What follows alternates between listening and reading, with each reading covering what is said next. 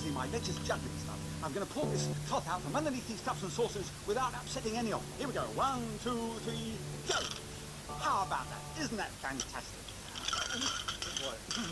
Oh, wait. They can't all be good. Good job they didn't have tea in. Oh, dear, dear. Magicians are supposed to be able to do the impossible. So here's something that is impossible.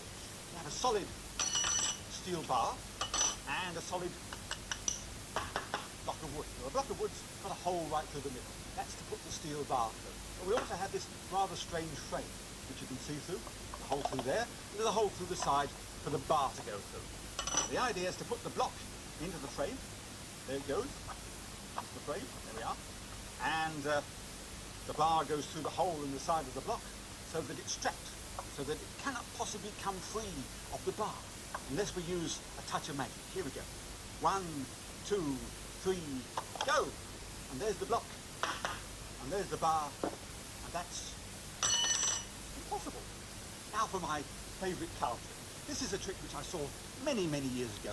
I saw a magician do this, and he took 1, 2, 3, 4, 5, 6 cards, and he threw 1, 2, 3 cards away, and yet he still had 1, 2, 3, 4, 5, 6 cards, which is very strange. And I didn't know how to do it. And one day I met a very old magician, and I said to him, do you happen to know that trick where you take 1, 2, 3, 4, 5, 6 cards, throw 1, 2, 3 cards away, and yet still have 1, 2, 3, 4, 5, 6 cards left?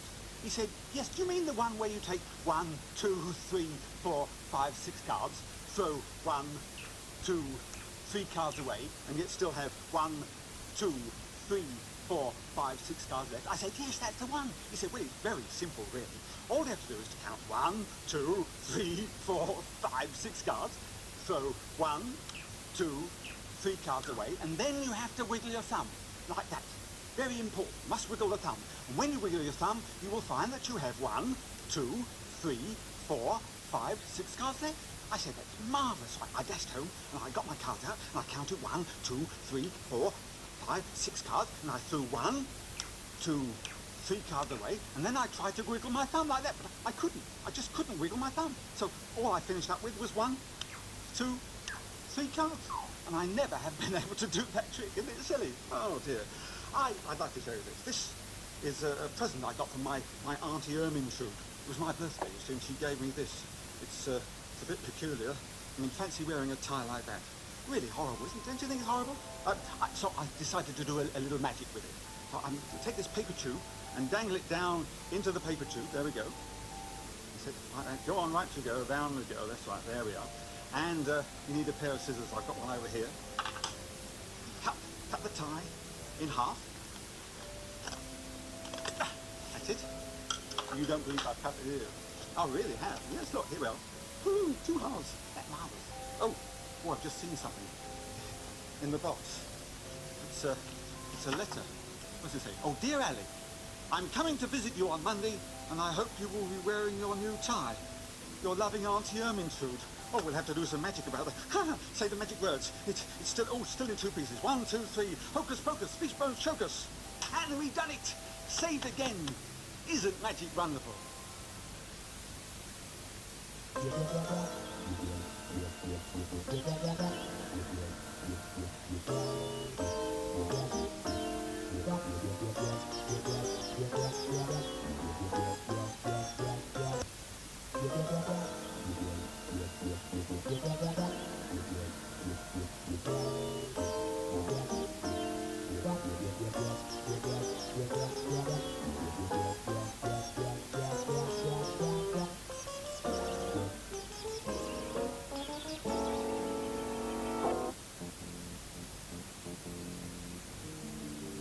Hello there. First of all, a little bit of magic with a silver goblet and some silver rings.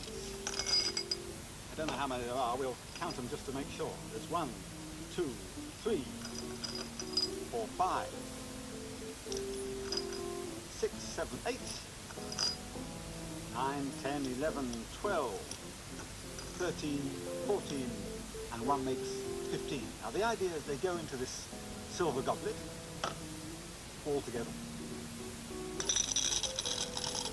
magic tube goes over the top. Little wave of the magic wand, and would you believe it? All the rings have joined together. Now, a little bit of magic from India, as performed by the Hindu fakirs, sometimes known as yogis or yogis, I'm not quite sure. Imagine the Oriental mystic sitting cross-legged on his little bed of nails. He takes a reel of fate and unwinds about a yard, or perhaps it should be a meter. Flexing the mighty muscles of his arm, he breaks it off. The thread, that is, not his arm. Then he begins to break the thread into little pieces. Ak. Oh. Teen. Cha. Paunch. Then delicately moistening the tip of his forefinger. Vanilla flavour, I think. He gathers up all the little pieces. He rolls them into a tiny ball, right at the tips of his forefingers, or his 3 fingers, or whatever it is. Then he places the little ball onto the centre of this single strand and presses it on so that it clings. Like that. Isn't magic wonderful? Then he offers up a silent prayer that the trick may be successful. A gentle blow. And believe it or not, the thread is completely restored. That was magic from India. Now we go to China for a little bit of rice magic. This is a rice begging bowl, as used by the monks. Need some rice. This is the rice. We have just enough to fill one bowl. The other bowl is empty. Put that on top. Like that. A little bit of shaking. When you shake the rice, a very strange thing happens. The rice grows and grows and grows. In fact, there's so much rice that it overflows. Just to put a little piece back in there, like that.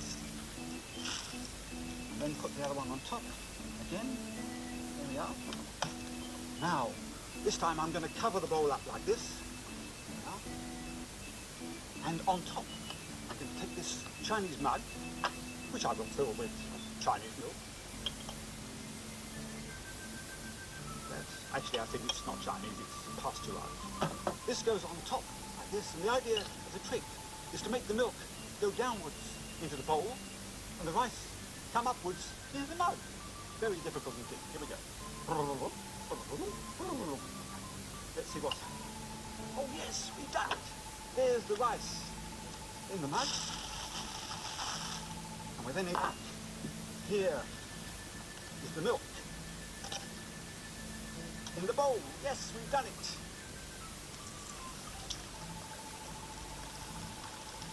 And there's so much milk, it is overflowing. And that is my Chinese mystery.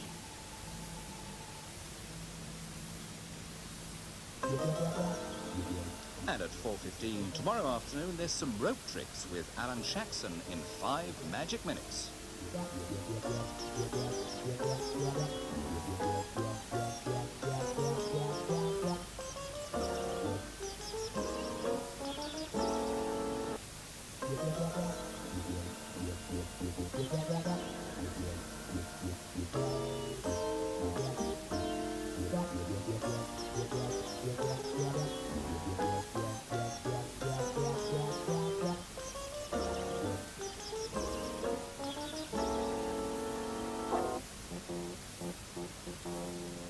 Magic these days is a very international business.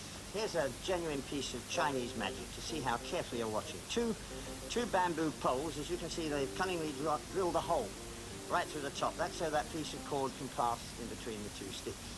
First of all, a little Chinese magic. If I pull this one, obviously that one there goes up in the air. When you pull that one there goes up. Now we do a little bit of Chinese magic. For that you need a sharp pair of scissors. I'm going to cut the string right in the center. That way I can separate the stick so that one is no longer connected to that one on the other side. But the strange thing is, when you pull this one, that still goes up in the air. When you pull that one there goes up. I can see you're imagining that it goes around here, but if I cross them over like this, when you pull that still goes up. When you pull that one there goes up. Through the center, No, it doesn't. You see, if you put that one over there, the whole thing gets ridiculous. When you pull that, that still goes up. And when you pull this one, that one there goes up.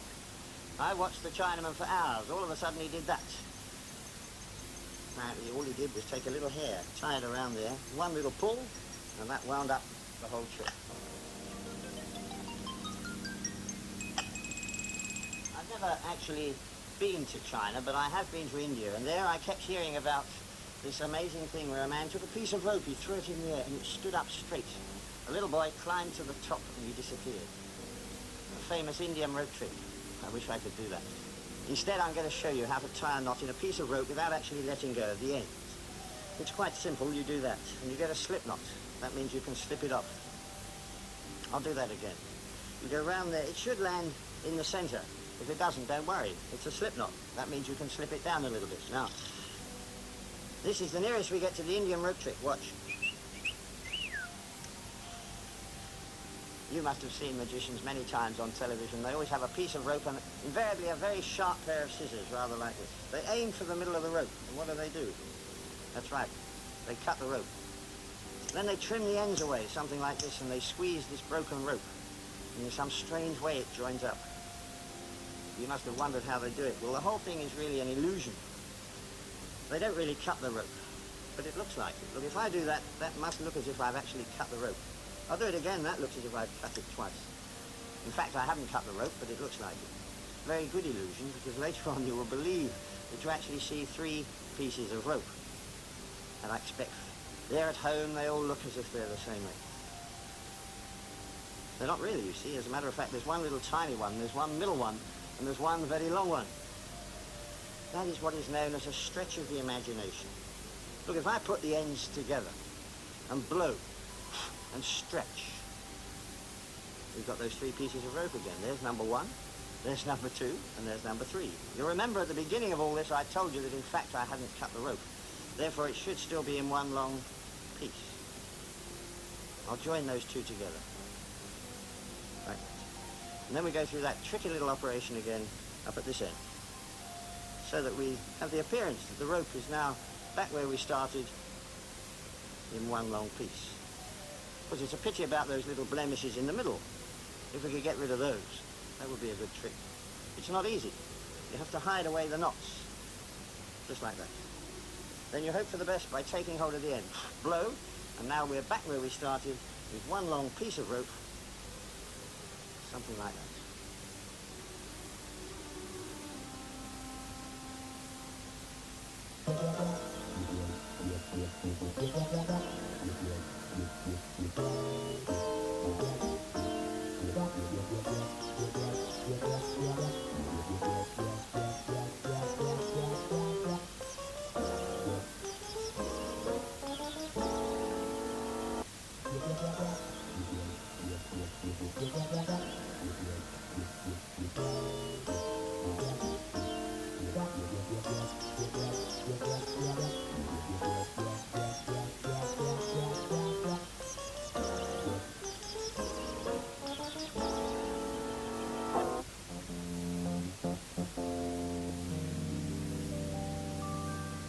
Hello. If you're wondering why I'm wearing a Chinese outfit, it's because I'd like to show you some Chinese magic. This is a Chinese compass. And it's very strange because there's an arrow on both sides. And as you can see, they're both pointing the same way. Doesn't matter which way you turn it, they always point the same way. Now, the only disadvantage of this type of compass is that if you want to go due north, you have to steer due east. And if you want to go due south, you have to steer due west, which is very awkward. But this compass has got one advantage, and that is it not only shows you the way you're going, but it shows you the way back, both in different directions. There we are. Now, I do know that this compass is a really Chinese thing, and it was invented by a Chinese magician. And if you don't believe me, there's a picture of it. Very clever, these Chinese. Now for some more Chinese magic. Over here, got some little metal cones. They're really Chinese weights. Quite solid. The idea of this trick is that you cover 2 of them at a time. You can cover those 2 or those 2 or those 2. Doesn't matter which one. Now, as long as when you cover them over, you say the magic words chink-a-chink, and then one of them jumps and joins the other one. If you say chink-a-chink backwards, it goes back again. We try it with these 2. Chink-a-chink, 2 together. Chink-a-chink, 3. 1 left, try that one, chink-a-chink, 4 all together. Now this time, I'm going to rearrange them like this, we'll put them like that, and turn 2 over. This makes it a little more difficult, because these 2 are upside down and these 2 are the right way up. I cover 1 upside down and 1 right way up. We've done it, wow. Take this one, chink-a-chink, 3 together. We've got 1 left, put it over there. 1, 2, 3, chink-a-chink, and all 4 are together. I'll put them out into a little sort of Chinese pyramid. 1, 2, 3, and 1 on top. And we just give it a big squeeze like this, and one of them completely disappears. It goes right through the table and comes up there. That's the Chinese chink-a-chink trick. This one is not Chinese. Well, part of it is this die or dice, that is Chinese. But this isn't. This is a sort of little wallet, and it's got a hole there and a hole there and a funny little trapdoor at the top there. I'll show you what that's for in a minute. We also have a mirror, which is also rather strange because it's got a ribbon attached to it. It's a very solid mirror. No trapdoors in that. The idea of the mirror is that it fits into this little wallet, like that. It's only just got room to fit, and it can't move very much, but if it does move, you'll see the ribbon move. So you've got to keep one eye on the mirror, and one eye on me, and one eye on the die. I'm going to close it up like that, and just show you the mirror's still there. Solid on that side, solid on this side. The die sits on top of the mirror like that. Now here we go. I'm going to try and make the die dissolve and go right through the mirror. Very difficult to do. Concentrate. Watch the die. Here we go. Come on, down you go. Come right through, and there is the mirror. Still all in one piece. Both sides. In fact, I'll take it out so that you can see that it is still all quite happy. It's all done with mirrors.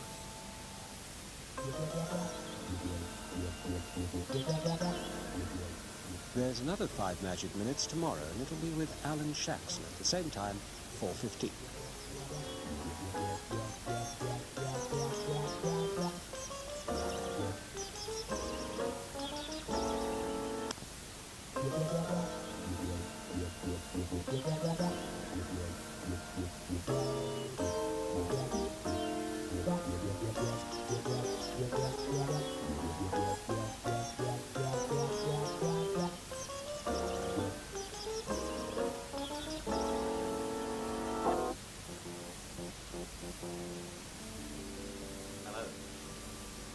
Just recently I went to a playing card factory and I watched a pack of cards being produced. It's a very long, lengthy process. I thought I could speed it up. Here's a pack of cards exactly as they go into the machine. As you can see, they're completely blank, not only on the faces, but also on the backs. My problem is to print a pack of cards. You do this by means of a thought process. You just think of a playing card, say the 3 of diamonds, cut the pack, you get a very good replica of the 3 of diamonds. So far, of course, we haven't got a back. We'll come to those in a moment. The black cards, they're much easier. You want something like 4 of clubs. You take a hair from the right here, you twist it round the pack, a little pull, and you get a very good picture of the 4 of clubs. Hang on, we've got the 5. What's one spot to a magician? The picture cards are a little complicated. For example, if you want the... Well, let's try the Jack of Spades. You just do it this way. Watch. Of course, if I did this 52 times, I know you'd all be fast asleep out there. Already, as you can see, we have a few diamonds, clubs, hearts, and spades in the pack. Now we come to the backs of the cards. Of course, so far, these cards have no backs. I thought I'd have one of those blue geometrical patterns.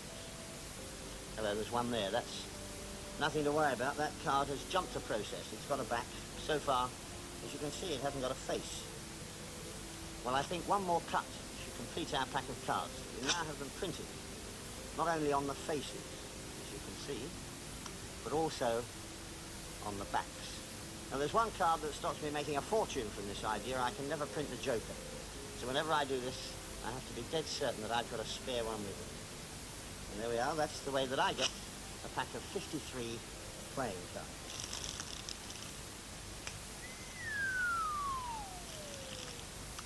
I'm going to break one of the golden rules of magic by showing you a trick. Watch it carefully. Afterwards, I'll explain how it's all done. All we need are 5 cards. 1, 2, 3, 4, 5 cards, 2 sleeves, and the easiest part of the trick, you need an empty trouser pocket, like this one. The idea is to send the cards up my sleeve and into my trouser pocket. A little flick, and away goes the first card, up here, across, and down into my pocket, making card number 1. Now that leaves us, of course, with 1, 2, 3, 4 cards. Card number 2 goes exactly the same way, only a little faster this time. That's 2 cards on the way, leaving us just with 3 cards. 1, 2, 3 cards. This time we'll speed it up by sending 2 cards at once. 1, 2. That goes up here, across, into my pocket. Hang on, one seems to have got lost. Sometimes they get a little stuck round about the shoulder blade. There we are. That leaves just 1 card, the Jack of Diamonds. We'll send it up the other sleeve. A little flick, it goes up here, across, into my pocket, and that makes card number 5. I promised I'd explain how it's done, so let's go right back to the beginning. First of all, a pack of cards and an empty pocket. You don't need too many cards, that should be enough. Now, obviously, it's very difficult to get cards of that size to pass up the sleeve. They're just too big. So you squeeze the cards, that makes the cards a little smaller. To get them past the elbow, you need another squeeze, that makes them a little smaller still. The shoulder's the tricky bend, so you squeeze again, and now they become very, very tiny. As you can see, they're about 1/8 of the size that we started with. In fact, they're almost ready at this stage to become completely invisible. You take these tiny cards, flick them up my sleeve, they go across here unnoticed, land in my pocket, and there they are. 1, 2, 3, 4, 5 cards.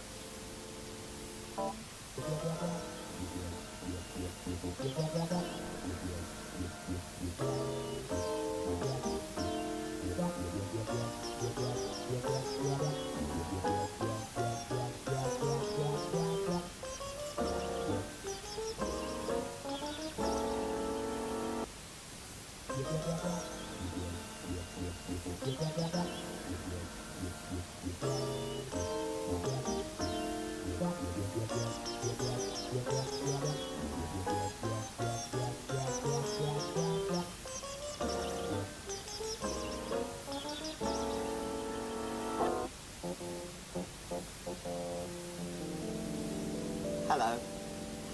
I met a friend of mine the other day and he showed me the most fantastic trick with a little tray, something like this, and 2 coins, a 10-penny piece and also a 2-pence piece. He also had a little glass which he showed completely empty. He said, now what I'd like to do is to show you this little trick, 2 coins, a 10-penny piece and a 2-pence piece, which he placed on the top of the tray. He then took a little lid with a silver cap. He covered the 2 coins with the cap. He said, now watch very closely. You merely touched the top of the cap, and the coin went right the way through the tray. There was the little lid, there was the 10-pence piece, and there was the 2 pence in the glass. I said, that's great. I said, let me show you something now. Something which is rather unusual, with a simple piece of paper. I said, all you need is just a mere sheet of paper, and you fold it up. And you fold it up tighter and tighter, and then you give it a little blow, and with a little bit of luck, you find the piece of paper turns into the genuine £5 note. He said, that's great. He said, tell me, he said, how do you do it? I said, well, he said, it's all done by the power of thought. You see, I have a new invention called Polaroid thought cards. And all you need is 1, 2, 3, 4 cards. And these, incidentally, are, of course, blank on both sides. I said, and all you have to do is to merely think of a £1 note. And sure enough, you get a replica of a £1 note, which you can actually take off the card. said, it's very good. He said, can you do it again? I said, sure. I said, all you need is 1, 2, 3, 4 cards. They give a pound note. And sure enough, you get a perfect replica of a pound note. And you can actually take it off the card. He said, that's great. He said, tell me, he said, can you do it on both sides? I said, certainly. I said, just turn all the cards over. I said, now let's try it again. You need 1, 2, 3, 4 cards. I said, think of a pound note. And sure enough, with a little bit of luck, we had a perfect replica of the pound note, which you could actually take off the card. He said, that's very good, he said, but can you make more money? He said, how about a £5 note? I said, I said, well, £5 note's a little bit harder, but we'll try. First of all, you've got to make sure that the cards are completely blank when you start. I said, and then all you have to do then is to think of a £5 note. He thought, I thunk, and we had a perfect replica of a £5 note. And you could actually take it off the card. He said, that's very good, he said, but tell me, he said, how much do you want for the idea? I said, £20. He said, you're on. He gave me £20, I gave him the cards. He said, 1, 2, 3, 4 cards, that's marvellous, they're blank on both sides. 1, 2, 3, 4, he said. Now I'm thinking of a £20 note. And sure enough, unfortunately, he was overdrawn, and I've never seen him since.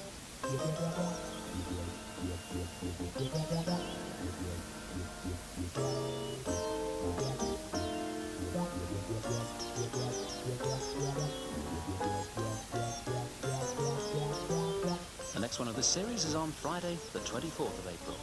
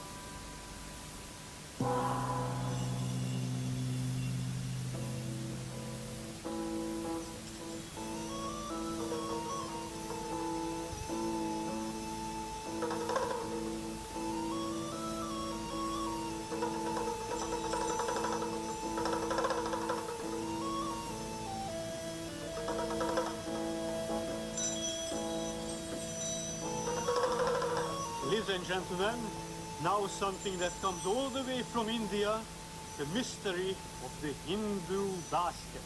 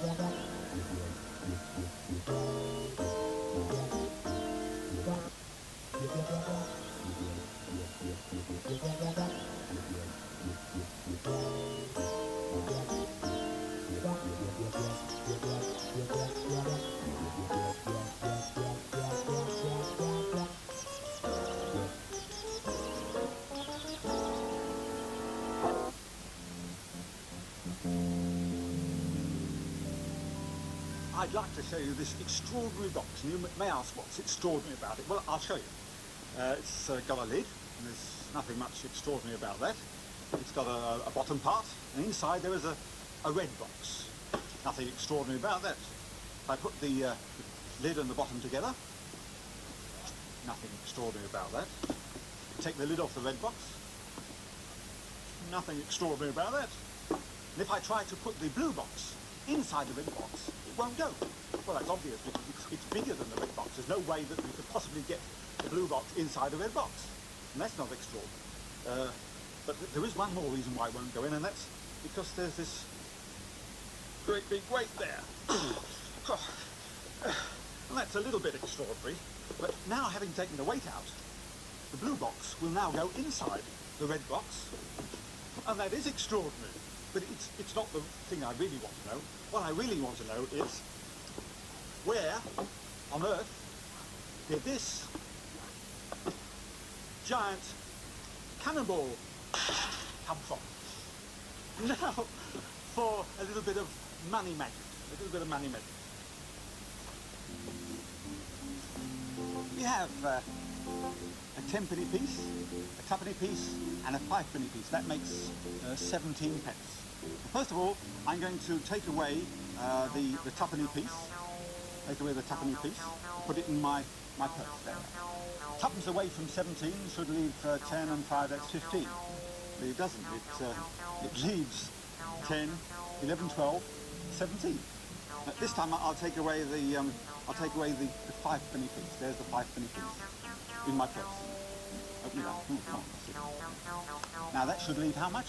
10 and 2 is 12, but it leaves 17. Remember, first time I took away the 2p, then I took away the 5p, and then the last time I'm going to take away the 10p. So here, watch the 10p go. There's the 10p into the purse. So that leaves how much? How much? No, you're wrong this time, because it doesn't leave anything. And if you're worried about the card, well, that's I owe you 17p. Now, while we're on the subject of money, I'd like to show you my new money-making machine. This is marvellous. All you have to do is take a piece of paper and put it on the flatbed of this machine like that, and then roll the roller over a blank piece of paper. Here we go. Yeah, yeah. And you see it's starting to print. There it comes. Brand new pound note. Oh dear. I think I've made a slight mistake. I must have put 2 pieces of paper in, because I've got a pound note with a front and no back, and a front and a back with no front. Oh dear. Well, that's no good, is it? I'll have to think again about that one. Now, have you ever heard of the expression, how to make money go round? It's very difficult these days, but I'm going to show you how to do it. What we'll do is put the pound note on the hands like that. I want everybody to concentrate on making the money go round. Here we go. Think very hard.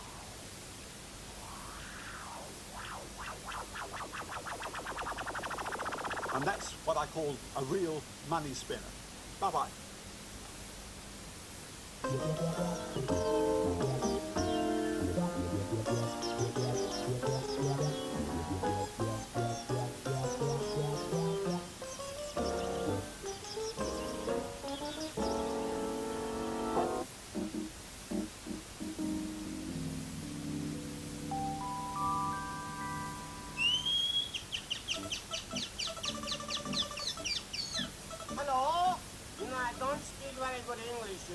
I don't speak very good English today, tomorrow, or any other day. But never mind, I've been shopping for Mama.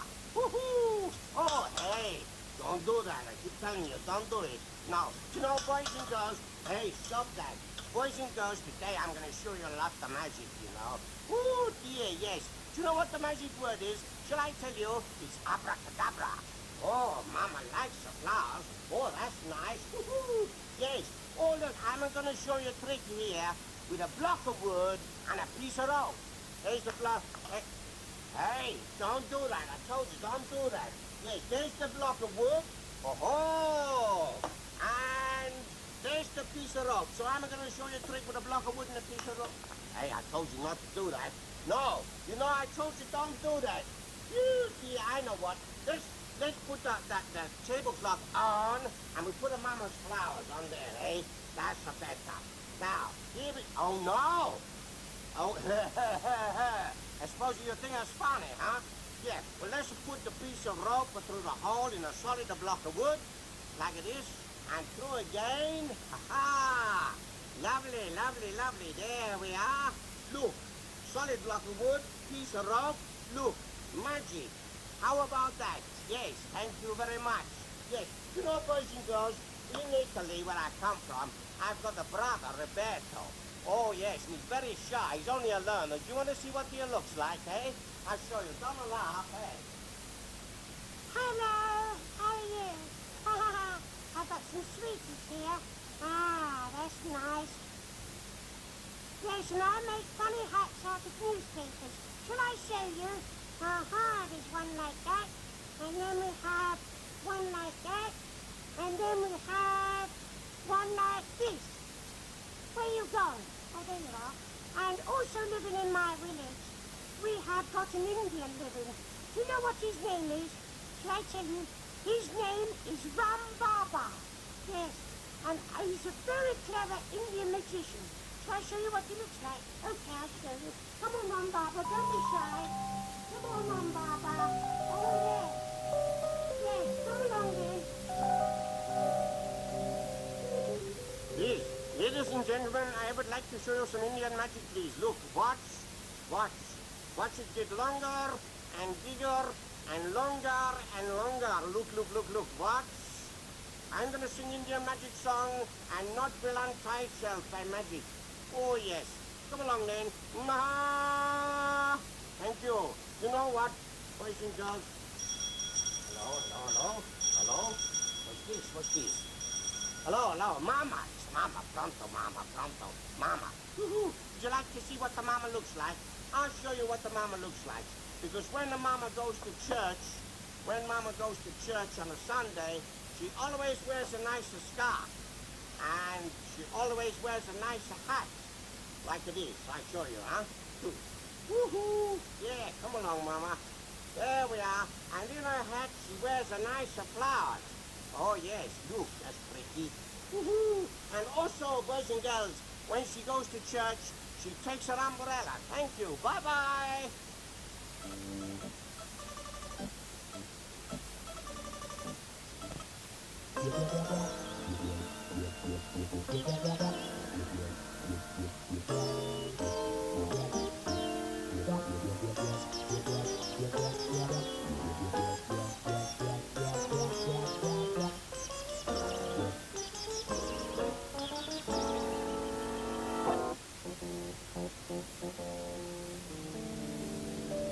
Hello everybody. This afternoon I'd like to show you a card trick, but a card trick with a difference. And for this I'm going to need a little help, so I'm going to ask our pianist Don. Don, would you be kind enough to come over and give me a hand once more? Because I'm going to ask you to take a card, would you believe? Do you play cards at all, Don? Yes. Oh, well then you're very familiar with a pack of cards. Yeah. Now what I'd like you to do for me is to choose any card you like. To make it fair, I'm just going to flick through the cards. I want you to tell me to stop anywhere you like. Are you ready? Right. Stop. No, I've finished. No. Could you do that again for me? Stop. No, I've finished again. Very quickly, please. Stop. I haven't started yet. I'll tell you what, I'll slow it up a bit. There, how about that? Stop. Just there, all right? Take the card, but don't look at it. Would you like to take the card? Yes. Just put it down there, if you would, please. Fine. Now, as you've got the card there, we'll just keep an eye on it. Okay. Now, I tell you how we're going to find this chosen card or find out what it is. A little friend of mine called Oscar. And you've not met Oscar before. Oscar, would you come out here a moment, please? There we are. That is Oscar.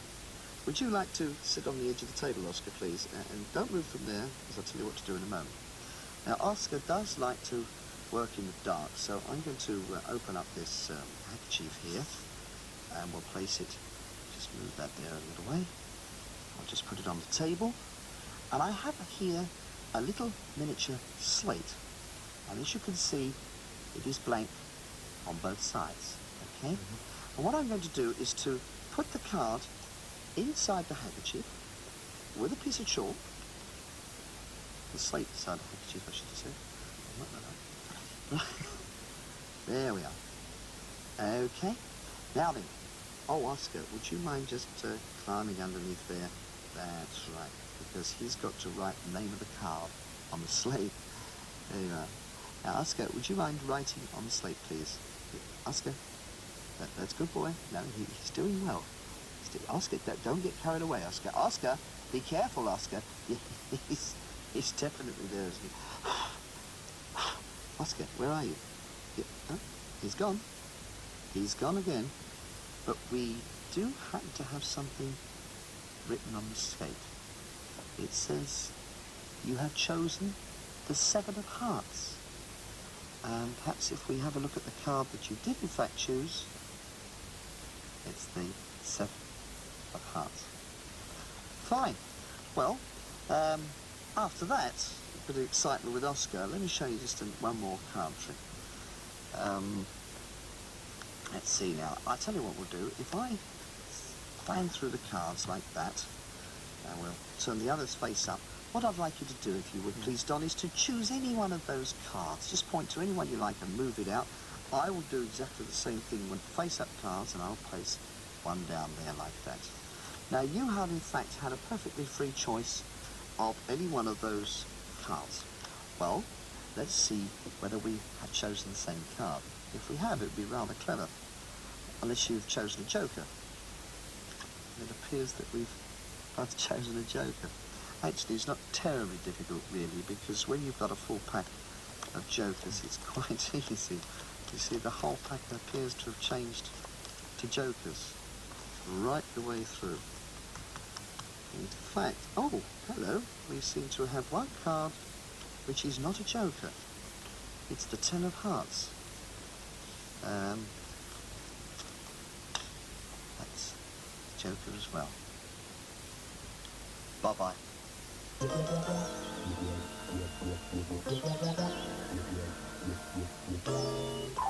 And a short string on this side. The strange thing is, if you pull on the green pom-pom, the yellow pom-pom becomes the high pom-pom, and the green pom-pom becomes the low pom-pom. Pull on the yellow pom-pom, the green pom-pom becomes the high pom-pom, and the yellow pom-pom becomes the low pom, which is very strange, because there's always a long string on this side, and a short string on this side. But even stranger is the fact that if you pull on the pink pom-pom, the yellow pom-pom becomes the high pom-pom, the green pom-pom becomes the low pom-pom. Pull on the blue pom-pom, the green pom-pom becomes the high pom-pom, the yellow pom-pom becomes the low pom-pom. And this can only mean one thing. That the yellow pom-pom is connected to the pink pom-pom, and the pink pom-pom is connected to the green pom-pom, the green pom-pom is connected to the blue pom-pom, and the blue pom-pom is connected to the yellow pom-pom. Which is not only quite ridiculous, but extremely difficult to say. One thing I do know, there is always a long string on this side, and a short string on this side. No one has ever seen a long string on this side and a long string on this side until today. And if you take the whole thing apart, there's no one at home. What I want to know is, what is it? What is it for? How does it work? And what can I do with it? Actually, I think it's a diabolical Chinese plot to send us all round the bend and up the pole. Hello. Now that was the Chinese trick. Now I'm going to show you a little trick which I've always wanted to do. I've always wanted to take a young lady and put her in a cabinet and stick swords to her like that. But I haven't got a young lady, so I'm going to use this egg. Now, I've painted a face on the egg so that it looks more like a young lady. Now, we wrap the young lady up in this handkerchief. This represents the cabinet. And instead of swords, I haven't got any swords, so I'm going to use these rather nice hat pins. There goes the first one. Oh, and to me that went as well. 2, there we are.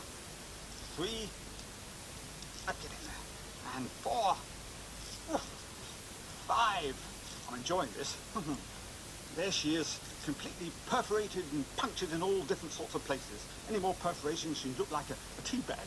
Now, of course, then the magician pulls out the swords very quickly. Yes. And then unlocks the cabinet and shows that the young lady is complete and restored and completely unharmed. Of course, a real magician would use a real young lady. And in fact, I use a real egg. Now we go to Japan for a little Japanese paper magic. Piece of paper, which I fold in half like this, and cut along the crease.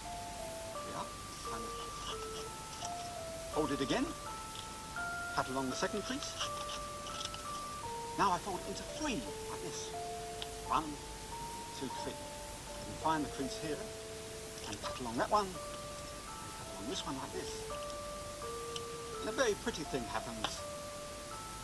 All the pieces join together and make a long paper chain.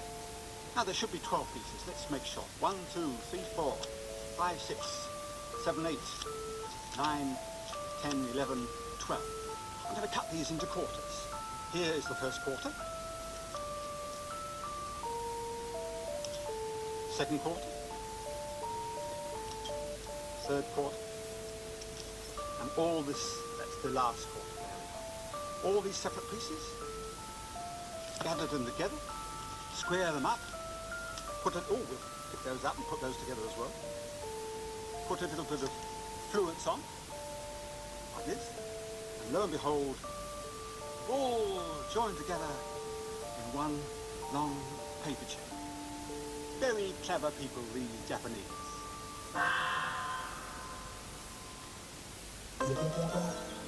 And there's another 5 Magic Minutes next Tuesday afternoon with John Wade at the usual time. That's at 4:15.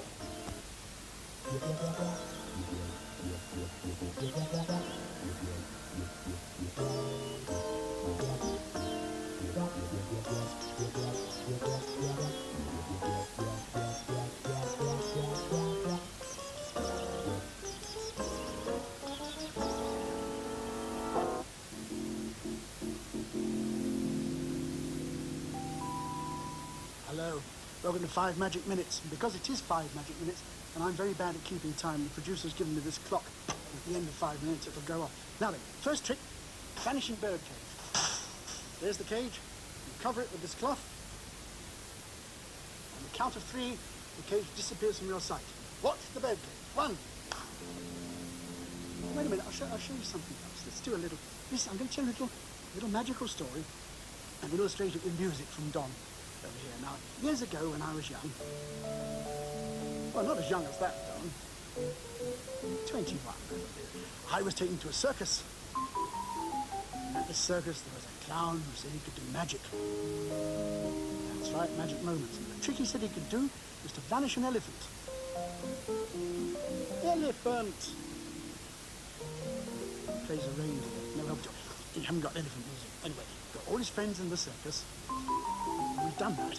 First one he got was the horse, the performing horse. That's lovely. The second one he got was the ringmaster. Now his name was Cuthbert. There was Michael. The last one, most important of all, was the elephant. No, you haven't got one of those. They all got together and they went together into the big top like this. And the clown said some magic words. Supercalifragilisticexpialidocious. And the elephant had entirely disappeared. Now, the first one to come out was the horse. And the second one to come out was the ringmaster, whose name was Michael. That's right. And the elephant had entirely disappeared. Well, not there, not there. What do you mean they don't believe me? It's gone. I want to see the other side. It's the clown who showed me the trick. Thank you, Don. As a musician, you make a good clown. There you go. Oh, bird cage, bird cage. There's the cage on the count of 3. 1. We've got a lovely dressing room here, you know. In this dressing room, I've got a mirror. Obviously, you know to do this. And there it is, and it's made of glass. And the man who sent me this mirror had no idea at all of how to pack a parcel. All he did was to take a sheet of newspaper and wrap the mirror in the newspaper like that. And that was his idea of wrapping a sheet of glass, put it in the post, stuck a stamp on it. This is before the days when you had to go through a building society to post a parcel. And by some chance or other it got to our end in one piece, but the postman who delivered it, and it was too wide to go through the letterbox. It was worried him. So suddenly he remembered what they did at Christmas time with big calendars that said, "Do not bend." So he took a sheet of glass and folded it in half and shoved it through the letterbox. Suddenly it dawned on him that he just can't bend a sheet of glass. Of course, by then he was a worried man, so tapping his finger rather nervously, and suddenly his finger went straight through one side and out the other, like that, you see. It went... And by then he was a worried man. So he banged on the door, and I opened the door in my pyjamas, and suddenly I thought, what a funny place to keep a door. And then we said a magic word. The magic word, alley, which is French for go, English for side street. And with a bit of luck, we have the piece of glass back in one piece. In fact, there it is. A miracle. There it is. How are we doing? Oh, we're doing just fine. Vanishing bird cage. There's the cage, the same cage. The cage goes on the table like this. You can see underneath the table. Please watch the bird cage. On the count of 3. 1, 2. Oh, that's me time up. Terribly sorry. Can't do it. See you another time. Bye now.